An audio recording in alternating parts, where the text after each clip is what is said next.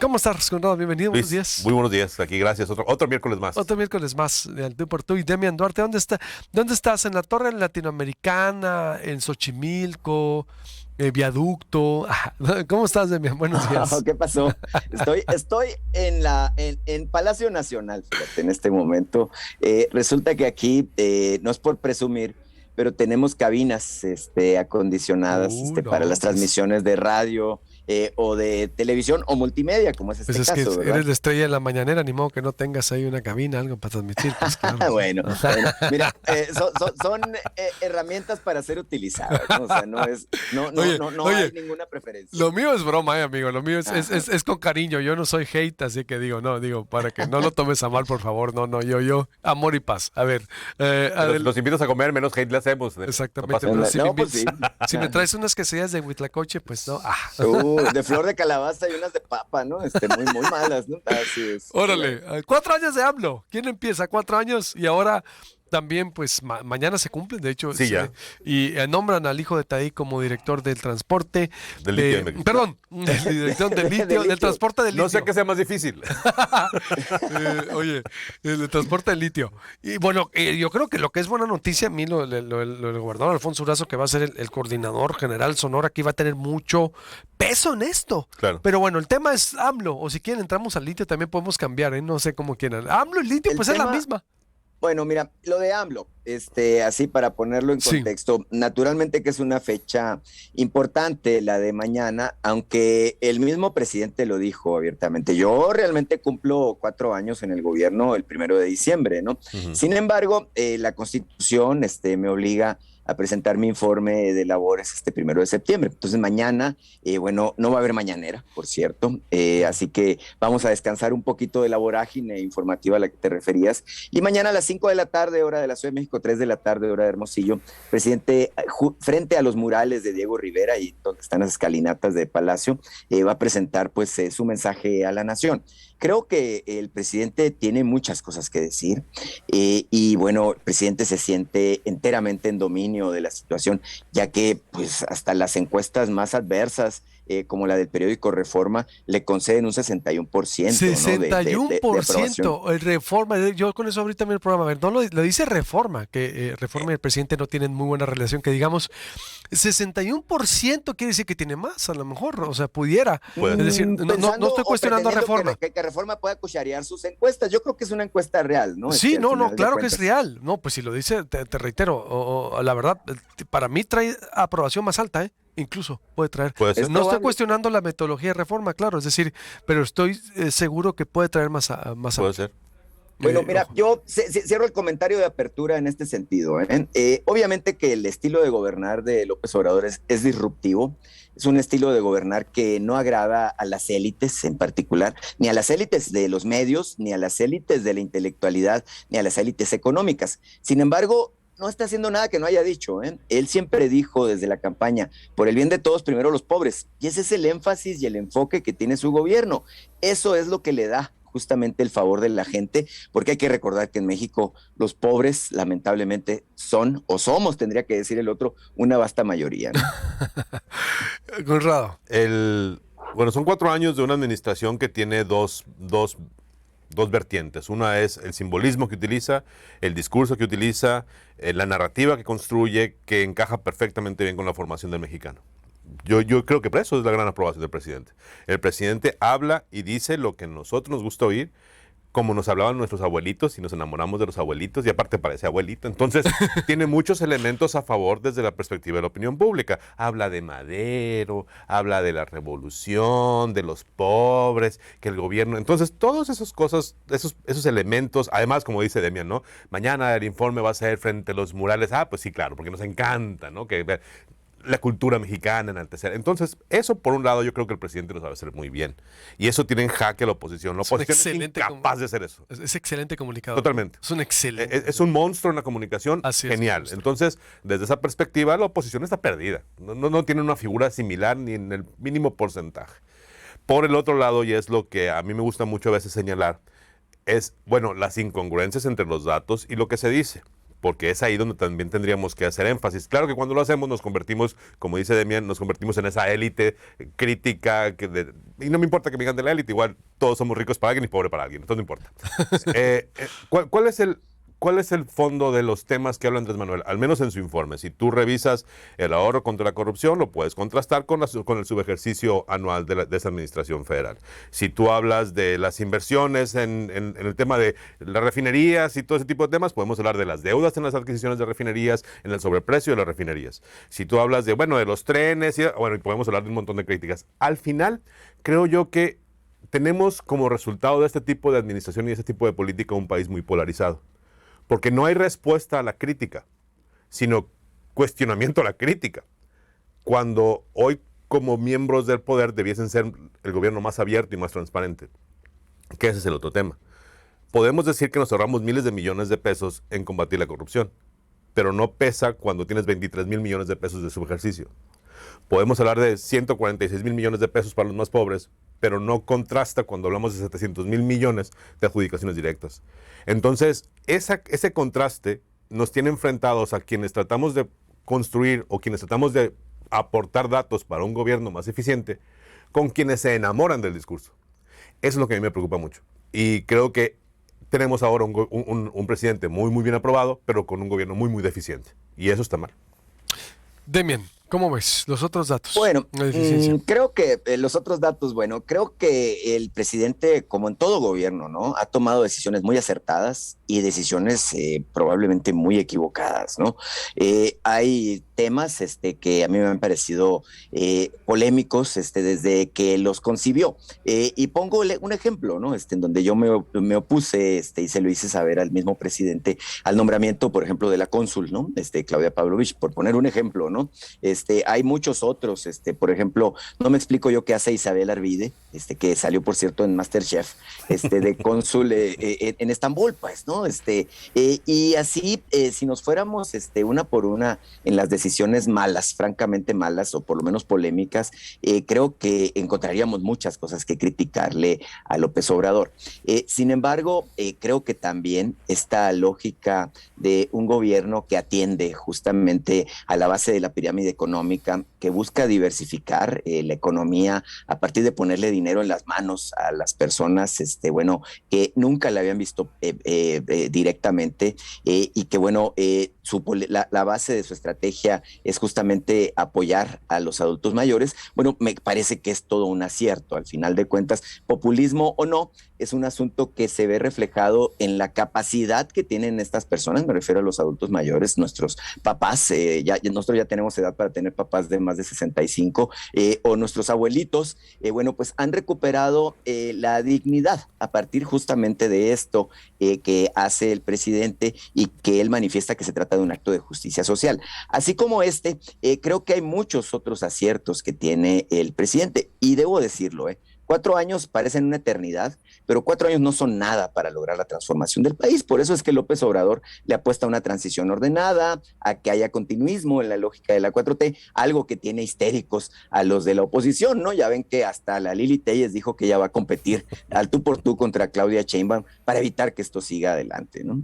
Sí. Lili Telles, que no entiendo qué discurso trae. Primero dijo que hay que amar a México y luego hay discurso de confrontación. Bueno, no sé, como dice Conrado, no hay ahorita la oposición, no ha construido a alguien a la altura de las circunstancias, pues, ¿no? Que no hay entiendan en la dinámica. Y yo creo que el error de la oposición es ser críticos sistemáticos del presidente. Al contrario, eso le beneficia más. Lo que pasa es que cualquier cosa que critiques se las puedes criticar a ellos también. Hay que ser honestos. El asunto es que cualquier cosa que hoy observemos sobre la administración de Andrés Manuel, a ellos les queda perfectamente bien. Podemos criticar el sobreprecio de la refinería, pero forzosamente te contestan con la vara de Calderón y tienen lógica. Es absurdo que los panistas se ponen a criticar ese tipo de cosas. Entonces, aquí es donde tenemos el embrollo de los mexicanos. Si bien es cierto, son 3 años pasaditos, casi 4 de una administración, ¿qué opción tenemos los mexicanos? La verdad es que tampoco hay muchas opciones y ese es el problema de fondo. Cuando tenemos a una administración a la cual tú le puedas hacer observaciones, incluso, un ejemplo muy simple, estuvo el domingo aquí en Sonora Claudia Sheinbaum, combinamos 2 eventos, uno político administrativo público y otro político, no político partidista, y se confunden las dos cosas. Si eso hubiera pasado con Peña Nieto, Claudia Sheinbaum, Ebrard, Andrés Manuel, se hubieran tirado en la calle exigiendo al INE que intervenga y les ponga una sanción por actos anticipados de campaña. Pero es que ahora los que hacían eso están en el gobierno.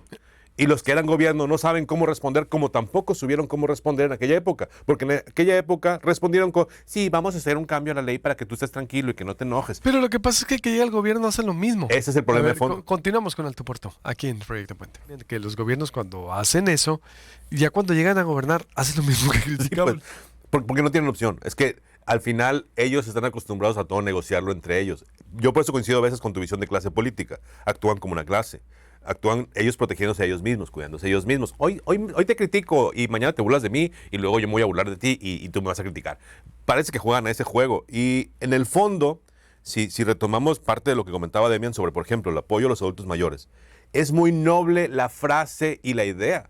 Pero yo quiero saber cuántos adultos mayores están recibiendo dinero público a pesar de que ya reciben una pensión que les permite vivir bien. Eso no lo vamos a saber porque no hay cómo. Es indiscriminado el uso de recurso público.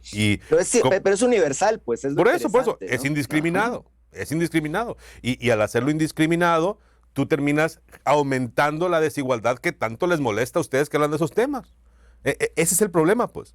Cuando criticas, se pierde el sustento porque te salen con el corazón. Y cuando le respondes, oye, pero es que por más corazón, tú estás afectando lo que criticas, pues no hay respuesta. Y ahí no estamos envueltos en un rollo los que somos críticos. Y en el fondo, a la gente le importa un carajo. Es muy raro. Bueno, es un asunto polémico el tema de la pensión a los adultos mayores, pero yo creo que es una decisión muy acertada. El tema de hacerlo universal, sobre todo, ¿no?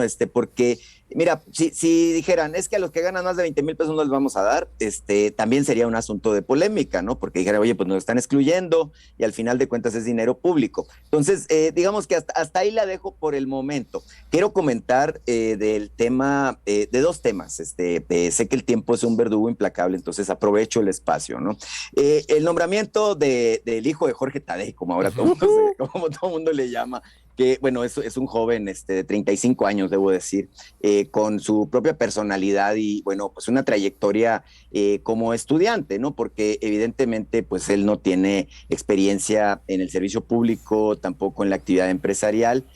Bueno, pues creo que esta elección de Pablo Daniel Tadei Arriola, que es como se llama este joven que está estudiando su doctorado, lo está terminando en la Universidad de Harvard, pues es una decisión naturalmente polémica, es una decisión que me parece interesante. Final de cuentas se trata de la selección de un hijo de un integrante de la mesa alta, además de la 4T. Todos sabemos en Sonora quién es Jorge Tadei, una persona muy comprometida con las luchas de izquierda, fue candidato en su momento incluso a la alcaldía de Hermosillo, hoy es el delegado de programas de bienestar, Jorge Tadei Bringas en particular, pero yo puedo hablar por él, incluso en un momento dado hasta meter las manos al fuego por Jorge Tadei. No conozco a su hijo, pero bueno, creo que es importante también concederle el beneficio de la duda y entender que la decisión se basa justamente en la cercanía que tiene el presidente con la familia Tadei, número uno, y en la idea de que un sonorense es quien puede entender, asumir y asimilar lo que se necesita hacer al respecto de lo que es el desarrollo del proyecto de litio, ¿no? Por supuesto que no, Demian. A ver, perdóname, pero aquí sí voy a estar completamente en desacuerdo contigo. Cuando yo cuestiono el poder que el Estado le estamos dando para que administre el litio, lo cuestiono porque al final el Estado termina convirtiéndose en el administrador de una empresa y en el administrador de un bien que se supone que es de la nación. Pero esto es una completa falsedad cuando vemos los hechos. Nos venden ese discurso para defender la nacionalización de algo que nos va a dar riqueza, para luego meter a una empresa que no sabemos cómo va a funcionar, administrada por los hijos de los políticos que ya gobiernan. Es que es un completo absurdo y eso es lo que yo siempre cuestiono cuando digo los estados son ineficientes para administrar cualquier tipo de empresa. Los estados no son empresarios. Es mejor dejarle incluso a un chino que venga y explote el litio, porque de alguna u otra forma esa empresa tendrá que hacer inversiones, forzosamente, tendrá que contratar mexicanos y tendrá que pagar los impuestos correspondientes, a decir que el Estado lo administre y vamos a poner de director al hijo del delegado, del delegado del bienestar y que todos son parte de la misma élite política que regula el Estado de Sonora. Al final de cuentas, caemos en el mismo juego que caímos con Romero de Champs, que lo odiamos tanto y que sus hijos andaban con sus perritos en los aviones privados. Eso sí nos molestaba mucho. Y nos molestaba mucho saber que los hijos de los delegados eran casi los subdueños de un estado. Ahora estamos haciendo lo mismo. Yo no dudo ni quiero cuestionar porque no conozco el currículum del joven, pero está limitado automáticamente por su cercanía con la política sonorense. Tiene un conflicto de interés, tiene lógicamente un problema de seleccionabilidad. ¿Por qué es él y por qué no una persona que trabaja en las minas? Habiendo tanta industria minera en Sonora, ¿por qué no seleccionamos a un director de alguna minera que ya funciona? ¿Por qué tiene que ser el hijo del delegado? Es que es absurdo, bueno, Debian, perdóname, pero no. No creo que el criterio, no creo que el criterio sea a partir de que sea el hijo del delegado, ¿no? Creo que tiene que ver con su especialidad. No importa. Que es un ingeniero especializado en cuestiones ambientales. Si eso fuera cierto, entonces, ¿por qué no le permitimos o por qué criticamos tanto el nepotismo en las administraciones de Claudia Pavlovich cuando tenía a su primo trabajando y todos nos molestábamos mucho? A lo mejor su primo tenía una gran capacidad para estar ahí. Pero aquí hay una diferencia, ¿Cuál? ¿no? En ese caso, Claudia Pavlovich era la gobernadora. Ajá. Y en este caso, Jorge Tadei no es el presidente de la República, ¿no? Jorge Tadei es el representante del presidente de la República en Sonora, porque así lo dijeron cuando inventaron esa secretaría. Jorge Tadei trabaja con el gobernador, que es del mismo partido, y por si fuera poco, su hermana es diputada. Sí, sin duda, ¿no? Pues qué bueno que sean jóvenes muy talentosos, ¿no? Al final de cuentas. No se gache, no. A ver, no hay que justificar eso, no hay que burlarse de la inteligencia de la gente. Pero creo que es importante la designación, es una atribución que tiene el presidente, sin duda, nombrarlo, claro. Y habrá que esperar los resultados también, ¿no? Para empezar, la empresa ni se ha fundado, como saben, y comentaba ahorita Luis, se le ha dado al gobernador la confianza para que sea él quien coordine los esfuerzos para fundar la compañía de litio mexicano. El presidente habló de una participación del sector público que será del 54% y 46% del sector privado. Habrá que entender y asimilar cómo son las características de la formación de este consorcio de litio y poco a poco creo que podremos ir debatiendo sobre el tema. Quiero, aprovechándome del tiempo nada más, para cerrar, ya estamos cerrando. Manifestar algo. Hoy el presidente nos puso un reto que creo que es importante, que como periodistas y comunicadores asumamos. Esta flagrante atentado a la libertad de expresión en que está incurriendo el Instituto Nacional Electoral a la hora de estar sancionando de manera velada a quienes tenemos una opinión favorable o no, pero normalmente a quienes estamos más del lado de la izquierda, a la causa del presidente López Obrador. Y que, bueno, ya son muchos compañeros que acá han estado recibiendo notificaciones, citatorios, multas y demás de parte del INE, que luego se lava las manos diciendo que no son ellos, que es el Tribunal Electoral del Poder Judicial de la Federación. El asunto es que ya hubo incluso pues una intervención de la Comisión Nacional de los Derechos Humanos. El INE pretende lavarse las manos, pero yo creo que nuestra responsabilidad como comunicadores es alzar la voz y decirle al INE que no pasará. El INE se está asumiendo atribuciones metaconstitucionales que no le corresponden y que está justamente limitando la posibilidad que tengamos de decir las cosas aquí, por ejemplo, en Proyecto Puente, de decir las cosas en mi canal, que es el Sonora Power, de decir las cosas en mi cuenta de Twitter o en la tuya, Luis Alberto. ¿Por qué? Porque les dio la gana, ¿no? Entonces creo que es importante también nosotros como comunicadores, parte interesada, aunque también los ciudadanos lo son porque tienen el derecho a la información, de decirle a Lorenzo Córdoba y a sus secuaces que eso no se los vamos a permitir.